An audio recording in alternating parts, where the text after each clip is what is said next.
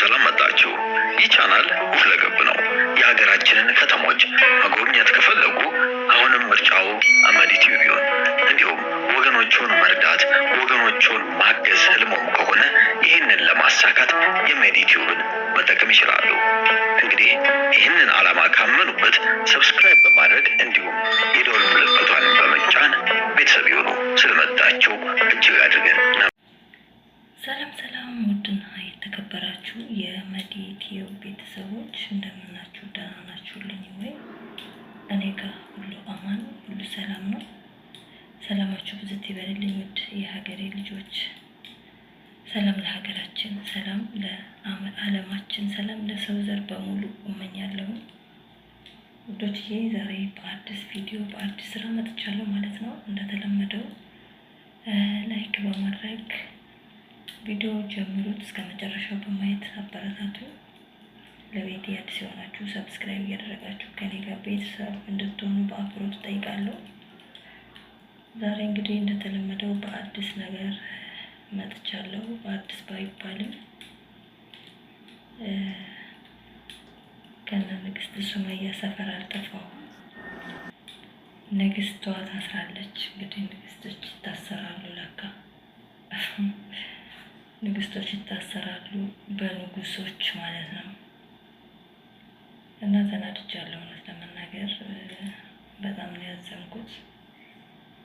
ለካ ሰው ልጅ ሲጨክን በጣም ይጨክናል። አስባችሁታል? እስር ቤት አይደለም ለሴት ልጅ ለወንድ ልጅም በጣም የሚያስጠላ ነገር ነው እስር ቤት፣ ከነስሙ እስር። እንግዲህ ልጆቿን ትታ ሱመያ እስር ቤት ነው ያለችው ማለት ነው። ዛሬ ላይ ከሚኪ ጋር አቶ ሰይድ አቡ ጀሚላ እየሰማሁ ነበረ። ከሱ ጋር የሆነ ቪዲዮ እየሰራ ነበረ በሚኪ ቤት ማለት ነው።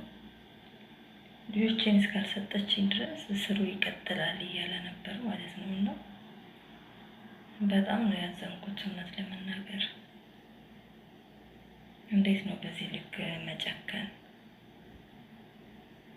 ስንት አይነት ባህል አለን፣ ስንት አይነት ወግ አለን። እኛ ኢትዮጵያውያኖች ነን።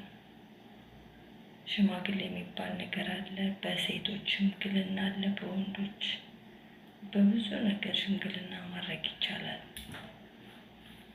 በብዙ ነገር መጠየቅ ይቻላል። ይሄ ሁሉ ነገር ሳይሞከር እንደው በስር አስፈራርቶ ምክንያት አድርጎ ሴት ልጅ እስር ቤት መወርወር ጥሩ ነው ወይ? በጣም ብዙ ነገር እኮ ልጆችን የምታገኝባቸው በጣም ብዙ መንገዶች ነበሩ። አቶ ሰኢድ ደግ አልሰራህም ለማለት እወዳለሁ ማለት ነው። እንግዲህ ሱመያ እስሩን ፈርታ ልጆቹ ካሉበት አምጥታ ወይም ያሉበትን ትጠቁማለች ወይ የሚለውን እሱ እንግዲህ በሂደት የሚሆነውን ነው የምናየው። ነገር ግን እኔ እንደው በመሀል ፈጣሪ ካላራራው በስተቀር ሲል የሰማሁት ምንድነው፣ የሚኪ ቻናል ላይ ሄዳችሁ መስማት ትችላላችሁ። 2 ቀን አድራ 3 ቀን አድራ ልጆቹን ማምጣት ካልቻለች መቼም ልጆችን አታሳየኝም ማለት ነው። እስሩም ደግሞ በዚሁ ይቀጥላል። ልጆችን እስካልሰጠችኝ ድረስ በጭራሽ እሷ ከስር አትወጣም ነው ያለውና እጅግ በጣም አይገረመኝ። እንግዲህ ዓለምም የቻለችውን ሁሉ እየሞከረች ነው። ሴቶቹ ጋር ባትሄዱ እመርጣለሁ እኔ። በዚህ አጋጣሚ የሰይድ ሚስቶች ጋር ሄደን ሰይድን አማልደው አግባብተው የሆነ ጥሩ መፍትሄ ያስገኙልናል ብላችሁ ባታስቡ በጣም ጥሩ ነው ማለት ነው። ምክንያቱም አንደኛ አነጋገራቸው ራሱ በሰል አይደለም። በዕለታዊ ግንፍልተኝነት የሚራመዱ ናቸው። አሁን ሄዊን ብታዩት እንደዛ አይነት ልጅ ናት። ለራሷ የምታውቃ አይመስለኝም እንኳን ለሌላ። ኢማን ማለት ደግሞ ኢማን የሱመያና ኢማን በጣም ጠላቶች ማለት ትችላላችሁ። ጠላቶች ማለት ነው። ምክንያቱም በእኔ ላይ እያለ በድብቅ ባሌን እያማገጠች ወልዶላታል ብላ ሱመያም ታስባለች ማለት ነው። የዛ የመን እያሉ ኢማንም ደግሞ በሷ ምክንያት ባሌ በጩቤ ወቅቶኛል፣ እስር ቤት ወሮሮኛል፣ ልጄንም ቀምቶኛል ብላ የምታስብ ሴት ናት። በሷ ምክንያት ህይወቱ የተበላሽቷል የምትል ሴት ናት ኢማንም። እና እንግዲህ ያንን ምክንያት አድርጋ በቆንጨራ በቢላ በምን አሰራርታ እንግዲህ የሱመያን ባል ከተማው አይቀር ብላ አስገድዳ እንዳገባችው ያው ሁላችንም እናውቃለን። ስለዚህ ከሀዊ ትንሽ በሰል ያለ ሀሳብ እንኳን ቢኖራት ኢማን ለሱመያ ጥሩ ነገር ታስብላታለች የሚል እምነት የለኝም ማለት ነው። እና ሽማግሌ ሆኑን ሰይድን ለምኑልን እያላችሁ ወደ ሴቶቹ ባትሄዱ ባይነኝ ማለት ነው። እንደው ከሆነ ትልልቅ ሽማግሌዎች ይዛችሁ በሽማግሌ ይታይ ነገሩ ተብሎ ከእስር ቤት ሱመያ የምትወጣበትን መፍጠር ነው፣ ህጉ ቀርቶ ማለት ነው። ሽምግልናውን ሳትሞክሩት ስንት አይነት ሽማግሌዎች የተጋደለ የሚያስታርቅ ሽማግሌ በሀገራችን እያለ የ10 ዓመት ሚስትህን፣ የድህነት ሚስትህን፣ የስደት ሚስትህን፣ የ2 ልጆች አባት ያደረገችህን ሚስትህን ንብረቱን ሸመጠጥካት። እሱ ህግ የሚፈርደው ነገር ነው። አሁን አዲስ ካገባኋቸው ሚስቶች ጋር ያፈራሁት ነው። ማን መሰረት አስይዞህ ከማን ጋር ሆነህ መሰረት ይዘህ ከማን ጋር ሆነህ ባክግራውንድህን አሳምረህ ነው ትላንትና በመጡ አመት ባልሞላቸው ሴቶች አብሬ ያፈራሁት ነው ማለት ይሄ ራሱ ፈጣሪን መካድ ነው፣ እውነት ለመናገር ማለት ነው። ምንም ህጉን አውቃለሁ፣ ታዋቂነት አለኝ፣ ሰው ያቀኛል፣ ህጉ በእጄ ነው ብለህ እችን አንዲት ምስኪን ጠንከር ያለ በሀሳብ የጠነከረ ወንድም የሌላት አባት የሌላት ልጅ በዚህ ልክ ለማሰቃየት መሞከር፣ ከጎኗ ያሉትንም እየጠፈጠፍክ አቶ ሰይድ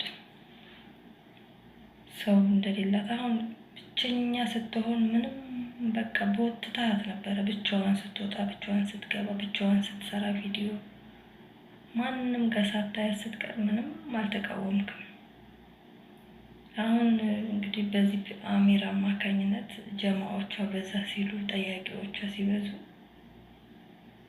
እንግዲህ ተነስተህ የሚወጋውን ወቅተህ የጎን አጥንቱ የሚሰበረውን እንዲሰበር እያደረግ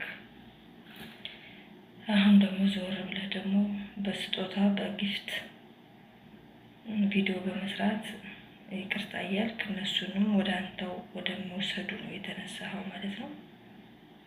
ስለዚህ እቺ ልጅ ብቸኛ ናት፣ ግን ደግሞ ፈጣሪ የሚባል ነገር አለ። በእውነት ነው የምልህ። ህጉም በእኔ ነው ለእኔ ነው እንትን የሚለው የህግ ማውቀው ሰው አለኝ ብለህ እንኳን ብትል ፈጣሪ አለ። እኛ እኮ ቪዲዮ ስትሰሩ እንደተጋባችሁ ገና ከጅምሩ ነው የምናውቃችሁ ነው።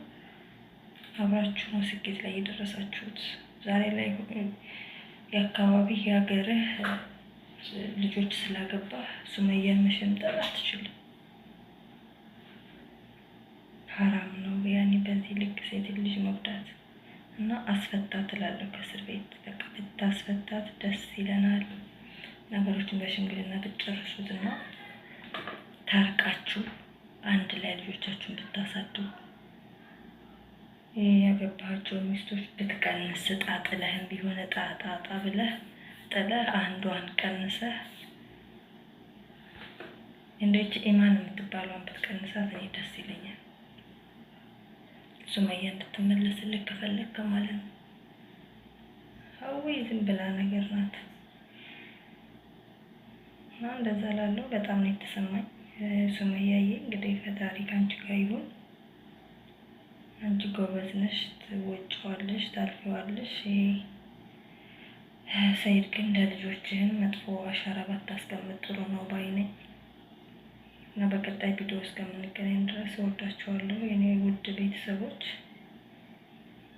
ሰላም በያላችሁ በሰላማችሁ ብዝት ይበልልኝ። ሀገራችንን ሰላም ያርግልን፣ ህዝባችንን ሰላም ያርግልን። እወዳችኋለሁ ውድ ኢትዮጵያውያን፣ ኤርትራውያን ስለምታበረታቱኝ ከልብ ነው የማመሰግነው። ባይ ባይ። ከዚህ ቀደም የሰራናቸውን ድንቅ ስራዎች ይመልከቱ። በመጨረሻም ሰብስክራይብ ማድረግ አይርሱ። ታግሶ